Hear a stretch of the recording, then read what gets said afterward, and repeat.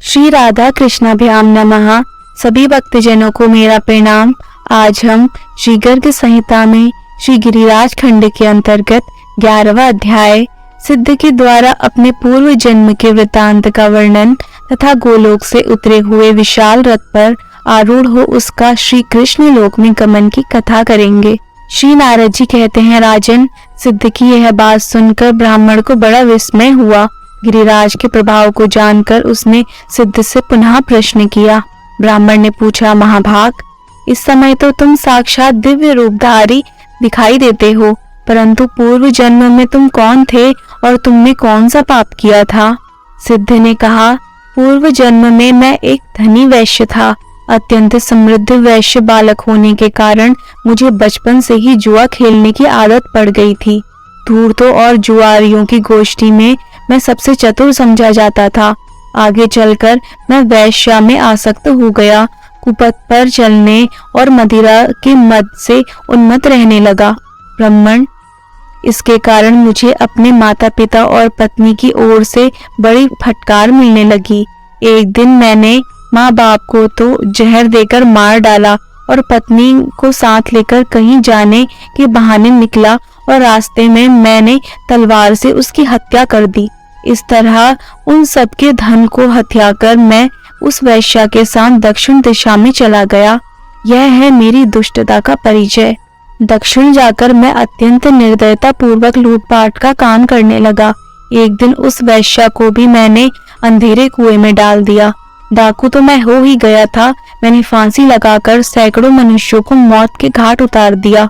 विप्रवर, धन के लोभ से मैंने सैकड़ों ब्रह्म हत्याएं की। क्षत्रिय हत्या, वैश्य हत्या और शूद्र हत्या की संख्या तो हजारों तक पहुंच गई होंगी। एक दिन की बात है, मैं मांस लाने के निमित्त मृगों का वध करने के लिए वन में गया। वहां एक सर्प के ऊपर मेरा पैर पड़ गया और उसने मुझे डस लिया। फिर तो तत्काल मेरी मृत्यु हो गई और यमराज के भयंकर दूतों ने आकर मुझ दुष्ट और महापातकी को भयानक मुद्गरों से पीट पीट कर बांधा और नरक में पहुंचा दिया।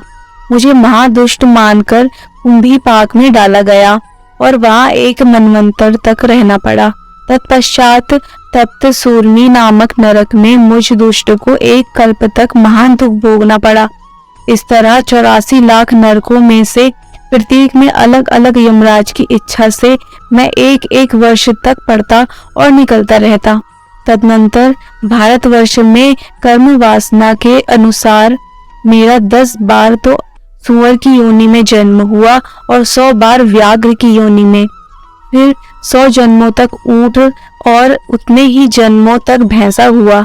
इसके बाद 1 सहस्त्र जन्म तक मुझे सर्प की योनि में रहना पड़ा।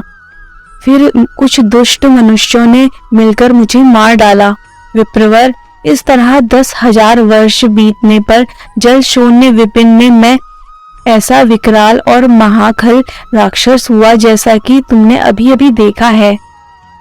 एक दिन किसी शूद्र के शरीर में आविष्ट होकर ब्रज में आ गया।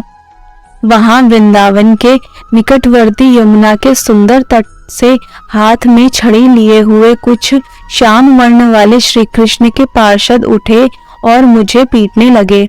उनके द्वारा तिरस्कृत होकर मैं व्रज भूमि से इधर भाग आया।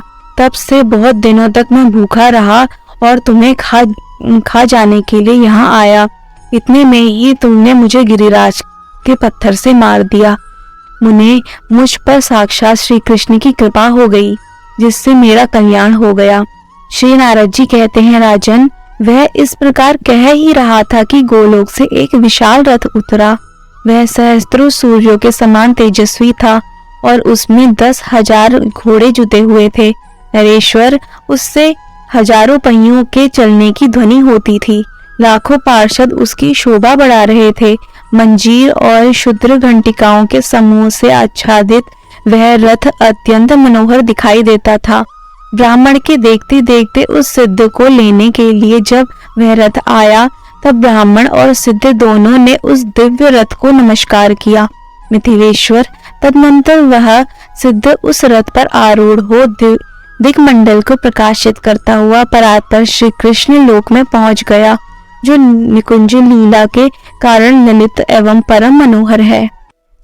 मैथिल वह ब्राह्मण भी गोवर्धन का प्रभाव जान गया था, इसलिए वहां से लौटकर समस्त गिरिराजों के देवता गोवर्धन गिरी पर आया और उसकी परिक्रमा एवं उसे प्रणाम करके अपने घर को गया।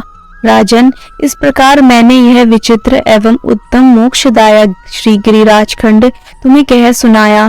पापी मनुष्य भी इसका श्रवण करके स्वप्न में भी कभी उग्र दंडधारी प्रचंड यमराज का दर्शन नहीं करता।